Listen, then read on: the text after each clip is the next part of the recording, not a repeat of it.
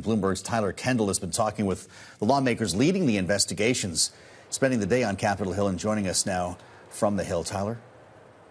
Yeah, hey, Joe, these dual hearings today really highlighted the heightened scrutiny that lawmakers are putting on Boeing after these recent mishaps. The first hearing today featured a panel of aviation safety experts. They were testifying about this report commissioned by Congress that raised some questions about Boeing's safety and reporting culture. Interestingly enough, a lot of the lawmakers are pinning the blame on Boeing, but they also didn't let Boeing's regulator, the FAA, off the hook here, asking how these sorts of incidents happened under their watch, including what they are calling tough conditions for whistleblowers to come forward. That leads us to the second hearing that happened today. That actually did feature a Boeing whistleblower who testified to Congress saying that they feel that Boeing has a culture that is prioritizing speed in production over safety.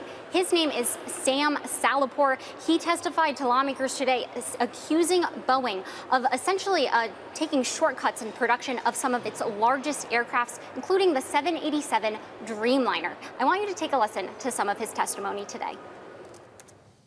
I told my boss that I said in the report, I said, we have made 300 plus airplanes. That should have been more than adequate for us to resolve these things. All the problems that we've had, we put Band-Aid over Band-Aid to resolve the problems, and Band-Aid over Band-Aid doesn't cover it. Maybe we need to consider some engineering fundamentals.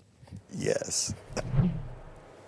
Now, of course, Joe and Kaylee, it's important to note that Boeing denies these claims and that they didn't appear at either of these hearings today, despite being invited to testify. Now, I did have the chance to catch up with one of the top lawmakers leading one of these investigations. He tells me that Boeing is fully cooperating here and that they are working on a date in the near future to get outgoing Boeing CEO David Calhoun to the Hill.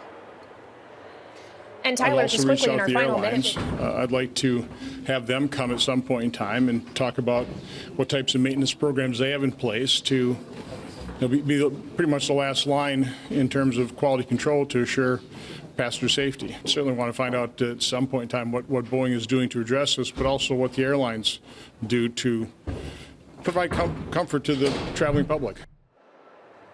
So, Joe and Kaylee, that there was Senator Ron Johnson, a Republican from Wisconsin. He is the ranking member on that Senate panel today that heard testimony from that whistleblower. I was talking to him about what's going to happen next year. Like I mentioned, we're potentially going to hear from David Calhoun, the outgoing Boeing CEO. But also, Ron Johnson says that he wants to hear from the airlines, too, about what they're doing to ensure passenger safety.